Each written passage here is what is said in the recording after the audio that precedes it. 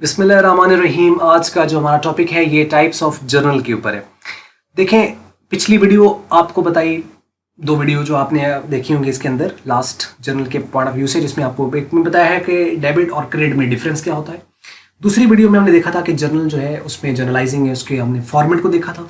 अब उस फॉर्मेट से आगे हमें जर्नलाइजिंग करनी चाहिए, लेकिन उससे पहले हमें इस बात का पता होना चाहिए कि आखिर जर्नल कितनी तरह के होते हैं। तो जर्नल जो होते हैं वो होते हैं दो तरह के इसके अंदर जो इसकी मेन टाइप्स हैं, एक को हम कहते हैं स्पेशल जर्नल और एक को हम कहते हैं जनरल जर्नल।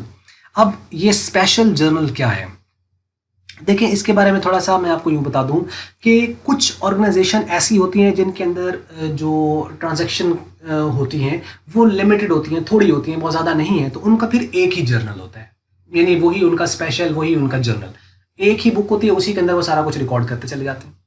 कुछ ऑर्गेनाइजेशन जो होती हैं उनका स्कोप बहुत ज़्यादा होता है, उनकी जो nature of transaction, number of transactions होती है वो बहुत ज़्यादा होते हैं, बहुत वास्ट लेवल पर उनकी ट्रांजैक्शंस हो रही होती हैं, जैसे सेल बहुत ज़्यादा हो रही है, परचेज बहुत ज़्यादा वो कर रहे हैं, उसके बाद उनके बिल्स बहुत ज़्यादा है, यानी एक्सचेंज जो हो रहे हैं, बिल ऑफ एक्सचेंज वगैरह, या उसके बाद बैंक की ट्रांजैक्शन बहुत ज़्यादा है, कैश बहुत ज़्यादा उनका हो रहा है। तो अब उसको वो एक ही जर्नल के अंदर एडजस्ट करें तो वो एक बहुत ज़्यादा वॉल्यूम बन जाएगा। इस चीज़ से बचने के लिए फिर उनको अगर कोई ट्रांसलेशन सर्च करनी पड़ेगी, इतनी बड़ी भारी भरकम किताब उसको देखना, तो दैट्स वेरी डिफिकल्ट। उस चीज़ से बचने के लिए अकाउंटेंट ने फिर ये जो है मैनेजमेंट, उन्होंने डिसाइड किया कि इसको हम सेपरेट क्यों ना कर दें। तो उन्होंने क्या किया, उन्होंने पूरे जर्नल को दो मेन कैटेगरीज में डिवाइड कर दिया। एक को उन्होंने कहा कि ये है स्पेशल और एक उन्होंने कहा कि ये है जनरल। अब स्पेशल इनको क्यों कहते हैं, क्योंकि ये स्पेसिफिक है, यानी एक नेचर का जो एक अकाउंट है जिसकी ट्रांजैक्शन बहुत ज्यादा है, उनको हम एक खास जर्नल में रिकॉर्ड करते हैं। और इसी तरह दूसरी अगर कोई और नेचर है वो भी बहुत ज्यादा है, तो उसके लिए फिर एक जर्नल सेपरेट बना लो, एक सेपरेट बुक बना लो, उसके अंदर रिकॉर्ड कर लो।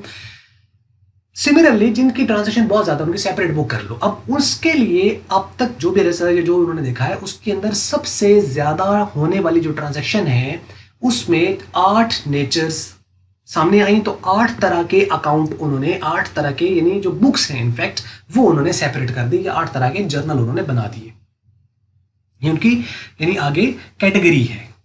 और कुछ एक उन्होंने जर्नल ऐसा बनाया जिसके अंदर इन 8 पे अगर कोई नहीं आ रहा है तो वो फिर किस में रिकॉर्ड होगा, जाके एक जनरल जर्नल में रिकॉर्ड होगा।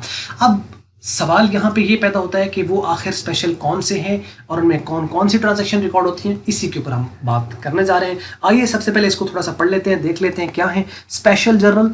तो वो कहता है a type of journal in which transactions related to a specific class. Specific class, कोई खास क्लास है, खास नेचर के अकाउंट्स हैं, are recorded is called special journal. यानी स्पेशल जर्नल क्या है कि इसके अंदर कुछ खास नेचर के अकाउंट है, कुछ स्पेसिफिक क्लास के अकाउंट्स एक जर्नल में रिकॉर्ड होते हैं, उसे हम कहते हैं ये एक स्पेशल जर्नल है। Special journal is also called subsidiary book of account. इसको सब्सिडरी बुक भी कहते हैं। सब्सिडरी का मतलब बताहत, जर्नल वैसे ही सब्सिडरी है लेदर का, तो ये भी इसके अंदर स्पेसिफिकली सब्सिडरी बुक्स कहते हैं। तो स्पेशल जब हम बात करते हैं कि सब्सिडरी बुक्स कौन सी है, तो उससे मुराद हमारी स्पेशल जर्नल होता है। It is further divided into 8 groups. इसको 8 ग्रुप्स में डिवाइड किया गया है। वो 8 ग्रुप्स कौन से हैं, वो ये वाले हैं।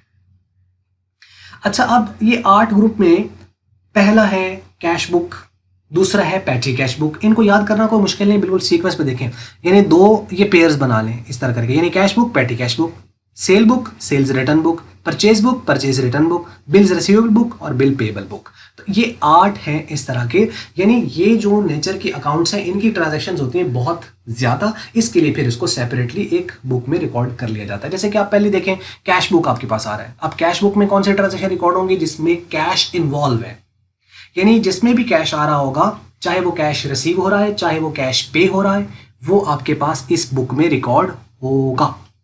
अब कैश से मुराद खाली क्या कैश है, यानी जो करेंसी नोट जो में मिल रहे हैं, या कोई और भी नहीं, और भी हैं इसमें। बैंक की ट्रांजैक्शंस भी इसी में रिकॉर्ड होती हैं। जैसे अगर आपने बैंक से पेमेंट की है, अगर आपके बैंक में पैसे आए हैं तो उनको भी हमें किस में रिकॉर्ड करना है, कैश बुक में रिकॉर्ड करना है।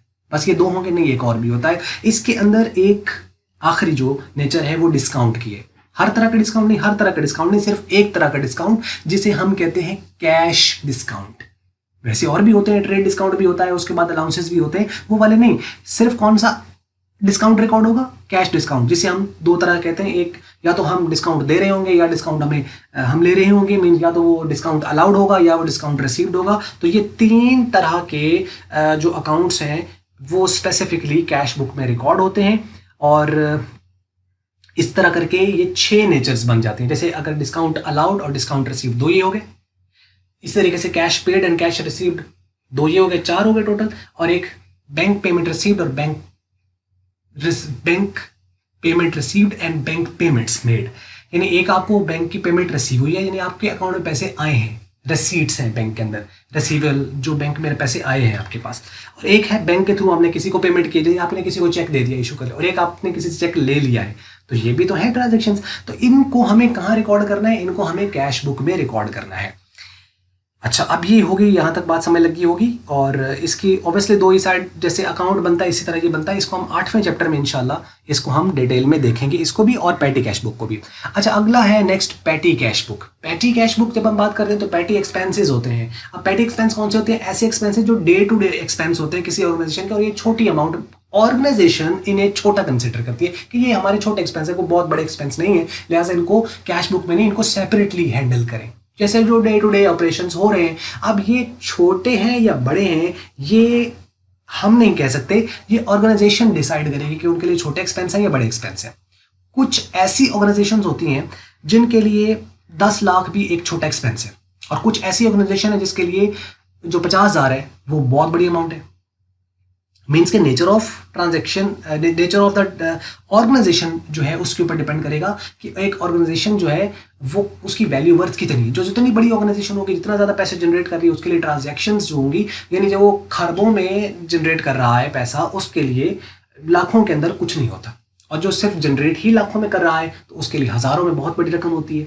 तो सिमिलर मीन्स कि आपकी जो पैटी कैश बुक है, पैटी कैश बुक में छोटे एक्सपेंस रिकॉर्ड होते हैं। आमतौर पर अगर हम देखें, हम ये कहते थे जैसे जी एक छोटी ऑर्गेनाइजेशन के पॉइंट ऑफ व्यू से देखें, हम वो कहेंगे जी किसी दिन जी कोई स्टेशनरी खरीद ली है, कोई प्रिंटर के पेज ले आए, या कोई पेन पेंसिल जो है वो खरीद ली, या बर्फ़ वगैरह जो थी वो गर्मियाँ थी बर्फ़ मंगवा ली वो कर लिया, खाना वगैरह जो है वो इसके अंदर आ गया, गेस्ट आ गए तो उसको चाय पिला दी, बिस्किट वगैरह, यानी इस तरह के छोटे मोटे एक्सपेंस हैं। तो इसके लिए कोई अब हम सेपरेटली रिकॉर्ड नहीं करेंगे कैश बुक में कि बिस्किट अकाउंट या कुकीज़ अकाउंट और इसी तरीके से टी अकाउंट, ऐसे हम नहीं बनाएंगे, ठीक है। ये सेपरेटली हम क्या करेंगे, इनको यानी रिफ्रेशमेंट्स वगैरह जो आ जाती हैं या जो कि गेस्ट वगैरह आ गए तो उनको, तो इन्हें हम छोटे एक्सपेंस कंसिडर करते हैं और इन्हें हम अपनी पैटी कैश बुक में रिकॉर्ड करते हैं डे टू डे। और इसके लिए पैटी कैशियर होता है, एक जनरल कैशियर होता है, एक पैटी कैशियर होता है। जनरल कैशियर उसको पैसे दे देता है और वो उसमें से अपने जो भी एक्सपेंस है डे बाय डे वो उसमें से पेमेंट करते चले जाते हैं, और इस तरीके से फिर उसको एंड पे हिसाब खाता क्लियर करना होता है। इसको हम इंशाल्लाह डिटेल में देखेंगे 8वें चैप्टर में। तो मीन दो होगी कैश बुक, एक होगी cash book general cash book और एक होगी पैटी कैश बुक। तो दो तो ये हो गया, और ये दोनों के दोनों पैटी कैश बुक और जनरल कैश बुक दोनों स्पेशल जर्नल है। उसके बाद आपके पास है सेल्स बुक। अब सेल्स बुक आपके पास क्या होती है कि इसमें सेल्स रिकॉर्ड होती है, लेकिन कौन से वाली sales, cash sale, credit sale या दोनों सेल। अब यहाँ पे ये बड़ा इंपॉर्टेंट एमसीक्यूज है और अक्सर हम इसको गलत कर देते हैं। देखें सेल्स बुक में, हाँ दिल तो ऐसे ही करेगा ना, अगर एमसीक्यूज आता है कि जी सेल्स बुक में कौन सी सेल्स रिकॉर्ड होती है, कैश ए ऑप्शन है कैश सेल, बी है क्रेडिट सेल और सी ऑप्शन है बोथ, और डी पे चले नन लिखा हुआ है। दिल करता है कि बोथ, क्योंकि सेल बुक जो हुई तो सेल बुक में फिर कैश बुक भी रिकॉर्ड, कैश सेल भी रिकॉर्ड होगी और क्रेडिट सेल भी रिकॉर्ड होगी। तो आंसर है रॉन्ग। सेल्स बुक में सिर्फ हमारी क्रेडिट सेल रिकॉर्ड होती है। क्यों? तो फिर कैश कहाँ जाएगी, वो कैश बुक में जाएगी, क्योंकि उसमें कैश इन्वॉल्व है। तो यानी जिसके अंदर कैश आ जाएगा वो कैश बुक में जाएगी। चाहे जब भी पता है ना पीछे कि कैश आ रहा है कैश जा रहा है, तो उसको कहाँ रिकॉर्ड होना है, कैश बुक के अंदर। तो इसी तरीके से जो आपकी क्रेडिट वाली है उसको रिकॉर्ड होना है सेल्स बुक के अंदर। इसके साथ ऑपोजिट एक इसका नेचर होता है, यानी उसका काउंटर अकाउंट जिसे हम कहते हैं। तो ये सेल्स रिटर्न बुक है, यानी जो हमने चीजें बेची और वापस आ गई। लेकिन कौन से वाली, क्रेडिट वाली या कैश वाली? क्रेडिट वाली, क्योंकि कैश वाली कहाँ जाएंगी, वो तो कैश बुक में जाएंगी। इसका मतलब है कि ये क्रेडिट बुक्स हैं ये दोनों की दोनों, यानी उधार पे चीजें बेची और उधार वाली जो चीजें बेची थी वो वापस आ गई, तो उसको इसमें रिकॉर्ड कर देना है, और जो सेल की थी उसको इसमें रिकॉर्ड कर देना है। सिमिलरली ये सेल्स वाली दो क्लियर होगी, दो कैश वाली होगी, दो सेल वाली होगी, दो परचेज वाली और दो बिल वाली, दैट्स इट। तो 8 पूरी हो जाते हैं, 4 ग्रुप बनते हैं टोटल। तो अब देखें परचेज बुक, परचेज बुक आपको समझ लग गया होगा कि परचेज बुक में अब कौन सी परचेजेस आनी है, कैश वाली, क्रेडिट वाली या दोनों? तो आंसर क्या पता चल रहा होगा, दोनों या खाली क्रेडिट? अब आपके माइंड में आ रहा होगा कि जी खाली क्रेडिट जो परचेजेस हैं वो रिकॉर्ड होगी, ऐसे यही माइंड में है ना कि क्रेडिट रिकॉर्ड होंगी। तो आंसर आपका बिल्कुल सही है, क्रेडिट ही रिकॉर्ड होनी है, क्योंकि जो कैश वाली है वो तो कहाँ जानी है, वो तो कैश बुक में जाएंगी ना, तो क्रेडिट वाली जो होंगी वो इसमें रिकॉर्ड होगी और आंसर बिल्कुल दुरुस्त हुआ। आगे चलते हैं, परचेज रिटर्न बुक। अब परचेज रिटर्न बुक यानी कौन सी परचेजेस, जो क्रेडिट परचेजेस हैं वो इसमें रिकॉर्ड होनी है, तो कैश वाली कहाँ जाएंगी, वो कैश बुक में जाएगी। इसी तरीके से बिल रिसीवेबल बुक और बिल पेएबल बुक है। बिल रिसीवेबल बुक में जैसे बिल ऑफ एक्सचेंज की हम बात करते हैं, वो बिल ऑफ एक्सचेंज है, छठा चैप्टर हम डिटेल में इंशाल्लाह करेंगे। अब बिल रिसीवेबल बिल पेएबल बहुत ज्यादा जो है वो ऑर्गेनाइजेशन के अंदर अगर यूज होते हैं तो उसके लिए फिर सेपरेटली उनको जो है वो रिकॉर्ड किया जाता है। तो जो बिल रिसीवेबल है, जो हमारे एसेट्स हैं वो इस बुक में रिकॉर्ड होंगे, जो हमारी लाइबिलिटीज हैं उनको हम इस बुक में रिकॉर्ड करेंगे। That's it. तो यानी ये अगर देखा जाए तो दो कैश होगी, यानी कैश में दो आ गई, एक जनरल कैश बुक और एक पेटी कैश बुक। सेल में भी दो आ गई, एक सेल और सेल रिटर्न। परचेज में भी दो आ गई, एक परचेज और एक परचेज रिटर्न। और बिल में भी दो आ गई, बिल रिसीवेबल और बिल पेएबल। तो इस तरह करके आपके पास ये 8 बनती है और ये 8 होते हैं स्पेशल जर्नल। आपको समझ लगी होगी यहाँ तक। आगे चलते हैं जनरल जर्नल की तरफ। अच्छा, अब सवाल ये पैदा होता है कि इतना कुछ जब रिकॉर्ड हो गया है इसके अंदर, तो अभी भी कुछ बचा है रिकॉर्ड होने के लिए। हाँ, अभी बहुत कुछ बचा है रिकॉर्ड होने के लिए, कि कैश भी रिकॉर्ड हो गया जी, इसके अंदर बैंक भी रिकॉर्ड हो गया, डिस्काउंट्स भी रिकॉर्ड हो गए, फिर छोटे मोटे एक्सपेंस भी रिकॉर्ड हो गए, सेल्स भी रिकॉर्ड हो गई, परचेज भी हो गई, रिटर्न्स भी आ गई, बिल्स भी आ गए। पीछे बचा क्या? अभी भी कुछ है जिन्हें रिकॉर्ड होना है। अब सपोज करो जैसे अब एसेट है, अगर हमने उसको खरीदा है, हमने नकद खरीदा है, तो वो कहाँ रिकॉर्ड होगा? तो इसमें चूंकि कैश इन्वॉल्व है, कैश इन्वॉल्व है ना, यानी आपने एसेट खरीदा तो आपने पेमेंट की होगी, या आपने एसेट को सेल कर दिया तो पैसा आया होगा, तो कहाँ जाएगा? कैश में जाएगा, कैश बुक में जाएगा। लेकिन स्टिल अभी इसके अलावा भी तो कोई केस हो सकता है। तो अभी बहुत सारी और ट्रांजैक्शन है जिन्हें कहीं रिकॉर्ड होना, लेकिन स्पेशल में नहीं आएंगी, जनरल जर्नल में जाएंगी। और उसमें चूंकि डिटेल बहुत ज़्यादा है, लेकिन उसको मेन कैटेगरी वाइज अगर हम करें तो वो ये वाली कुछ एंट्रीज हैं जो जनरल जर्नल में रिकॉर्ड होती हैं, और ये भी बहुत ज़्यादा है। अब देखिए, general journal, transactions which are not recorded in special journal are recorded in general journal. यानी जो स्पेशल में रिकॉर्ड नहीं होती वो कहाँ रिकॉर्ड होती है? जनरल में। तो जो जनरल में रिकॉर्ड नहीं होती वो कहाँ रिकॉर्ड होती है? वो स्पेशल में होती है। It is also called proper journal, principal journal और मॉडर्न जर्नल। ठीक है, यानी इसको प्रॉपर जर्नल भी कहते हैं, प्रिंसिपल जर्नल भी कहते हैं, मॉडर्न जर्नल भी कहते हैं। प्रिंसिपल क्यों कहते हैं? क्योंकि स्कूल का प्रिंसिपल लगा होता है। और मॉडर्न क्यों कहते हैं? क्योंकि ये नखरे बहुत करता है। ऐसी कोई बात नहीं है। Following entries are recorded in the general journal. ये कुछ एंट्रीज हैं जो कि हमारी जनरल जर्नल के अंदर रिकॉर्ड होती हैं, और इसमें कौन कौन सी हैं? अब ये क्या है? Opening entries, closing entries, adjusting entries, rectifying entries, transfer entries, rare entries, ये कुछ एंट्रीज हैं जो रिकॉर्ड होती हैं। अब ये हैं क्या?